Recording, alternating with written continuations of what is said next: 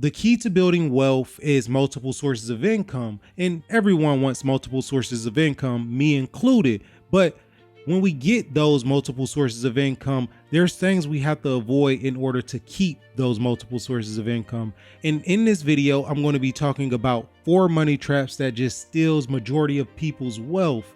But I am going to be talking to my male audience because majority of the people that watch my channel are males. So this is aimed towards my male audience, but let's get into it. So due to the fact that I am talking to my male audience, the first money trap on this list is women. And trust me, I understand there will be a lot of people that disagree with me on this fact, but for majority of men, they do what they're doing simply for women. So the reason why they are trying to get a very good job is for women. The reason why they got that really nice car is for women. The reason why they do majority of what they do is for women. And most people know this fact, but it takes a man a long time to realize why they do what they do. So they need somebody to guide them, or like a mentor. So women isn't exactly the first thing that you want to invest in as a man, because that can be a heavy money trap. And this is coming from somebody that actually fell into this money trap, not in the worst way, but definitely fell into the money trap.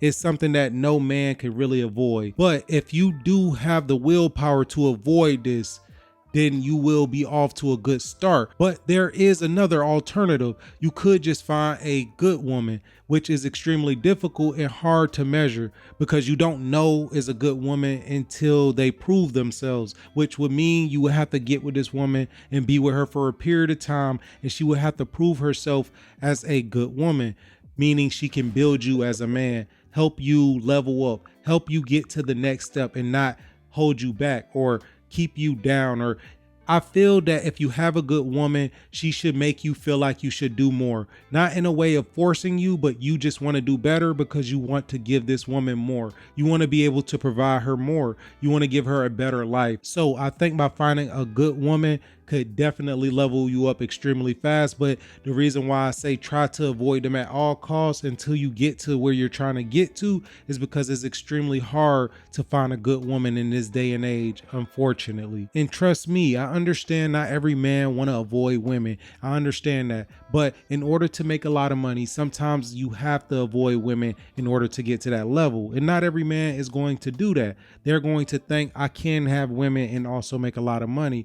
But it's just something I never seen done successfully. I never seen a man truly make a lot of money and trying to chase women at the same time, or in a case of where they stay with a woman that's extremely toxic, that want every dime that he makes. That's the first money trap that I would advise most men to try to stay away from, at least until you get to the point where you're truly comfortable with where you're at in life, or you achieve your goals, or you understand your finances on a different level to where you can't really be hurt by somebody else's foolish moves. So the second money trap that I want to talk about is cars, and not just any car, because if you actually buy the right car that's in your budget that you can actually afford, it's actually a good investment. It actually could be a smart purchase because it could help your credit score.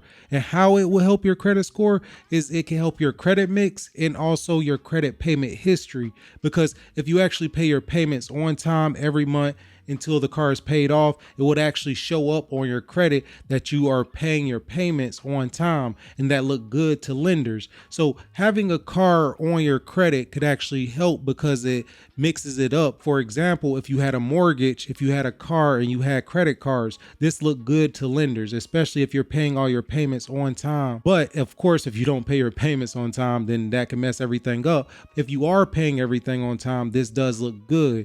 A lot of people don't talk about it in this sense, so I just thought I would add that in there. Majority of people don't do it like that. They buy a car way too expensive. Let's say you make $40,000 a year and you buy a car that's $50,000 after dealer fees and everything, and you don't put any money down because you only make $40,000 a year and you're trying to budget for your other expenses. Say you finance that car for 6 years, which is 72 months, and they give you a 20% interest rate. Of course, it's very unlikely for you to get a 20% interest rate and put $0 down, but that would mean you have a monthly payment of $1,200, meaning in a year you would pay $14,400, and that's just in payments. And that's not including what you would be paying in just using the vehicle and maintenance to the vehicle. But remember, in this scenario, you are making $40,000 a year, meaning that is 36% of your entire income, which makes it hard to budget for rent and utilities and everything else to live a decent life. And now you are in a money trap. So a car is only a money trap when you pay for one that is way above your means,